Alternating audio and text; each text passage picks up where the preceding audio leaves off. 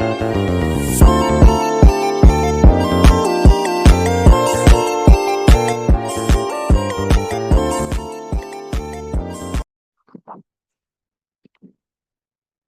perkenalkan semuanya. Nama saya Muhammad Azim Umari. Saya berasal dari jurusan Akuntansi Sektor Publik kelas 29. Jadi di sini di video kali ini saya akan menjelaskan mengenai materi pengantar akuntansi pemerintahan pertemuan ke-6. Jadi di pertemuan ke-6 ini kita akan membahas tentang akuntansi aset tetap.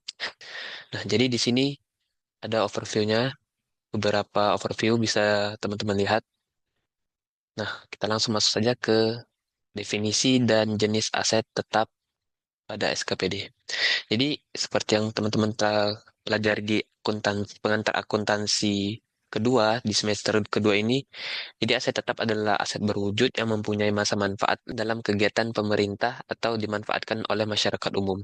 Jadi kalau untuk akuntansi pemerintahan itu segala hal yang bisa memiliki manfaat lebih dari 12 tahun itu merupakan aset tetap yang digunakan untuk masyarakat umum ataupun kegiatan-kegiatan lain demi kemakmuran dan kesejahteraan masyarakat. Nah, jadi pada aset tetap ini meliputi tanah, peralatan dan mesin, gedung dan bangunan, jalan jaringan dan irigasi, aset tetap lainnya, konstruksi dalam pengerjaan, aset konsesi jasa.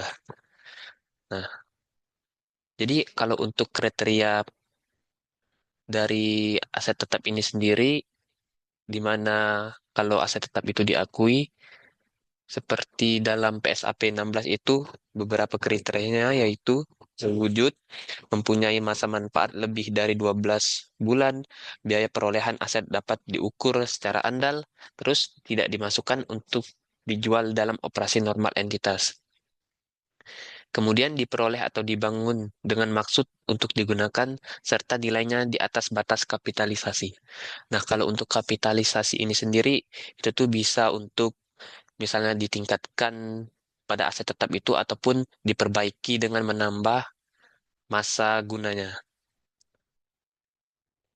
Nah, jadi perolehan aset tetap ini ada beberapa, yaitu bisa dari PBD, Anggaran Pendapatan dan Belanja Daerah, kemudian dibagi dua lagi, yaitu bisa disajikan sebagai aset tetap ataupun tidak disajikan sebagai aset tetap. Nah, kalau untuk yang disajikan sebagai aset tetap itu yaitu yang memenuhi nilai kapitalisasi tadi. Nah, sedangkan yang tidak disajikan itu yaitu yang tidak memenuhi nilai kapitalisasi. Kemudian ada perolehan lain yang sah.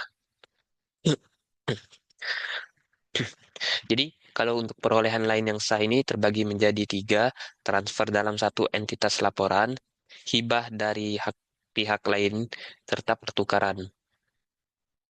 Nah, kalau untuk transfer dalam satu entitas laporan, itu bisa disajikan sebagai aset tetap. Sedangkan untuk hibah dari pihak-pihak lain, itu bisa disajikan sebagai aset tetap dan pendapatan laporan operasional. Dan yang terakhir, pertukaran ini bisa disajikan sebagai aset tetap dan ada pengakuan surplus ataupun defisit laporan operasional. Nah, kemudian pada aset tetap tanah, tanah yang dikelompokkan dalam aset tetap adalah tanah yang dimiliki atau dikuasai oleh pemerintah yang digunakan dalam kegiatan pemerintah atau dimanfaatkan oleh masyarakat umum dalam kondisi yang siap digunakan. Jadi, kalau untuk menghitung aset tetap itu, segala bentuk untuk mengupayakan aset tetap itu bisa dimanfaatkan ataupun digunakan itulah cost yang dihitungnya. Kalau dalam pengantar akuntansi kemarin, yang kita belajar plan aset dan intangible aset itu seperti itu. Nah, kemudian tanah yang digunakan untuk bangunan, jalan, irigasi, dan jaringan tetap dicatat sebagai tanah yang terpisah dari aset tetap yang dibangun di atas tanah tersebut. Jadi kalau untuk menghitung aset tetap itu bisa dipisahkan antara tanah dari tempat ataupun dari bangunan tersebut dari tanah yang digunakan untuk dibangun. Nah, kemudian ada pengakuan aset. Nah, untuk tanah sendiri itu sangat andal bila aset tetap yang telah diterima atau diserahkan hak kepemilikannya dan atau pada saat penguasaannya telah berpindah. Tapi kalau untuk hak kepemilikan tanah itu bisa didasarkan pada bukti kepemilikan tanah yang sah berupa sertifikat. Bisa berupa sertifikat hak milik, SHM, sertifikat guna pakai, sertifikat lainnya. Nah, kalau untuk kasus tanah yang belum ada bukti kepemilikan yang sah seperti sertifikat tadi, tetapi dikuasai dan digunakan oleh pemerintah dalam jangka waktu yang sudah lama, itu bisa dicatat di neraca pemerintah. Dikarenakan kalau untuk menghitung aset-aset pemerintah itu bisa untuk tidak diklaim oleh pihak-pihak lainnya. Nah, kemudian ada peralatan dan mesin atau yang biasa disebut sebagai equipment. Nah, peralatan dan mesin sendiri itu dikelompokkan dalam aset tetap yang memiliki atau dikuasai oleh pemerintah. Sebenarnya definisinya setiap aset tetap itu relatif sama, tapi dalam penggunaannya itu memang cukup berbeda. Jadi, kalau untuk aset itu memang secara umum itu digunakan dalam kegiatan pemerintah ataupun dimanfaatkan oleh masyarakat umum dan dalam kondisi yang siap digunakan. Nah, perlu dicatat dalam kondisi yang siap digunakan. Ini sama kayak menghitung kos dalam pengantar akuntansi 2 di semester sekarang. Nah, adapun kalau untuk set aset equipment itu bisa teman-teman baca di sini. Nah, mencakup antara lain alat berat, alat angkutan, alat bengkel, alat ukur, alat pertanian, dan sebagainya. Memang cukup banyak kalau untuk alat-alat di sini.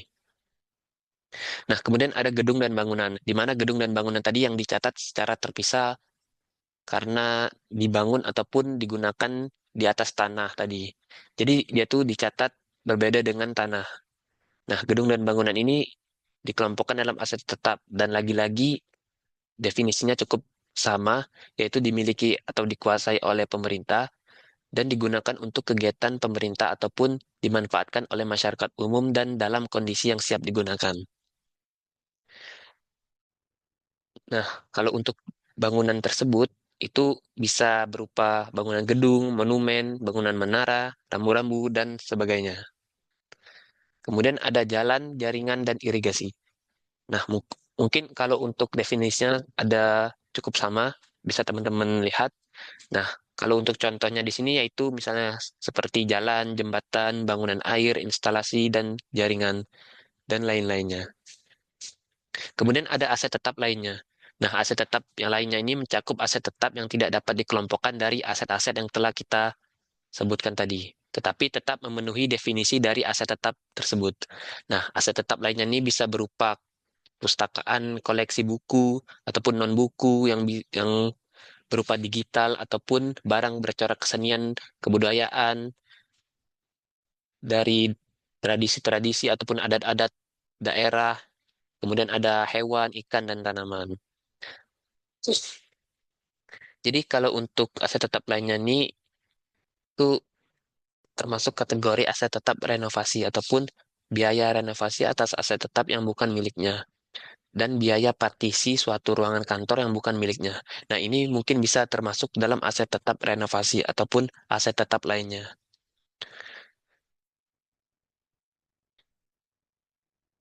Nah, ini konstruksi dalam pengerjaan.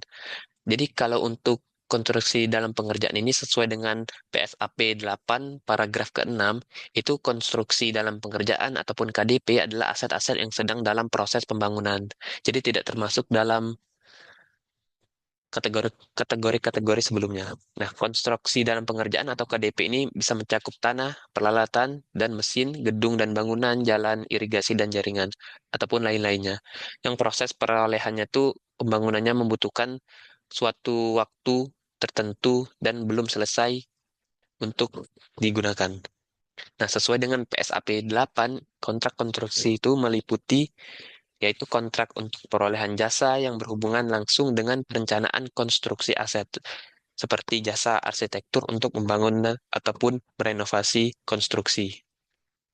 Kemudian ada kontrak untuk perolehan atau konstruksi aset, kontrak untuk perolehan jasa yang berhubungan langsung dengan pengawasan konstruksi aset yang meliputi manajemen konstruksi dan value engineering. Kemudian ada kontrak untuk membongkar ataupun menghancurkan, serta merestorasi aset dan restorasi lingkungan setelah penghancuran aset-aset yang akan dihancurkan tadi.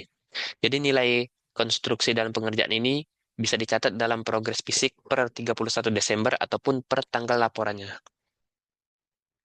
Nah, lanjut ke aset konsesi jasa. Jadi, aset konsesi jasa ini adalah aset yang digunakan untuk menyediakan jasa publik atas nama pemberi konsesi dalam suatu perjanjian konsesi jasa.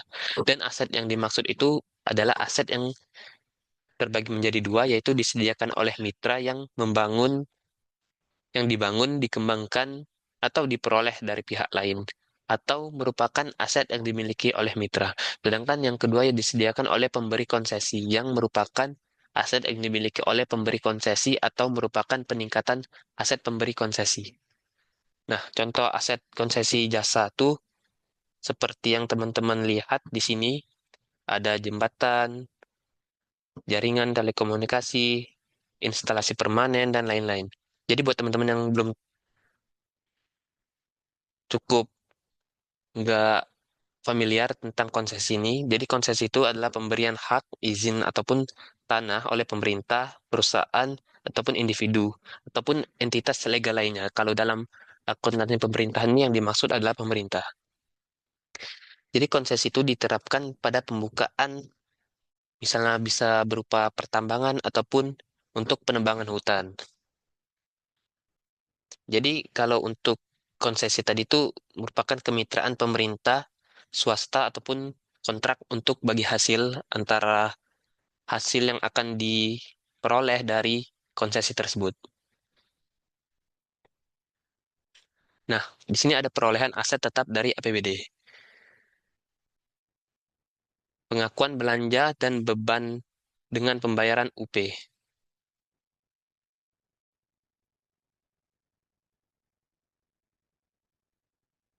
Jadi kalau untuk UP sendiri, itu tuh adalah uang persediaan. Nah, UP ini adalah pengakuan beban dan belanja dengan pembayaran UP. Jadi tidak ada standarisasi. Sehingga ada beberapa skema tentang pengakuan kas keluar dari bendahara pengeluaran beban dan belanja. Nah, di slide pertemuan keempat kita tuh sudah membahas bahwasannya pada saat pembayaran dengan uang persediaan itu tuh no entry. Sedangkan beban dan belanja akan diakui pada saat pengesahan uang persediaan oleh KPA atau PA. Jika soal tidak menyebutkan kata-kata pengesahan UP oleh KPA, maka jurnal pengakuan beban dan belanja diakui saat terbit SP2D, GU atau GU nihil. Tapi kalau untuk soal UTS tahun 2022, 2023, pada soal esai itu memberikan perspektif lain dalam memberikan jawaban. Nah, misalnya saja kayak pada saat barang diterima itu entry BMD ataupun barang milik daerah pada utang belanja. Pada saat pembayaran dengan UP itu entry juga untuk utang belanja pada kas di bendahara pengeluaran. Sedangkan tidak ada keterangan atau pengesahan UP ataupun TUP itu tetapi ini ada tambahan, tetapi ada informasi penerbitan SP2D GU. Nah, stop entry. Jadi jurnal pengakuan belanja ataupun belanja pada EPSAL serta jurnal penerimaan uang pengganti atau GU kas di bendahara pengeluaran pada RK PPKD. Nah, yang penting itu di jurnal dibuat dengan pengakuan yang konsisten. Baik, teman-teman, mungkin untuk penjelasan akuntansi tetap ini saya cukupkan sampai di sini. Apabila ada salah kata ataupun salah hal dalam penyampaian saya, bisa teman-teman koreksi untuk itu. Nah, mungkin bisa di kolom komentar ataupun bisa langsung chat pribadi saya. Nah, mungkin itu aja untuk penjelasan saya di video kali ini. Saya akhiri. Wassalamualaikum warahmatullahi wabarakatuh.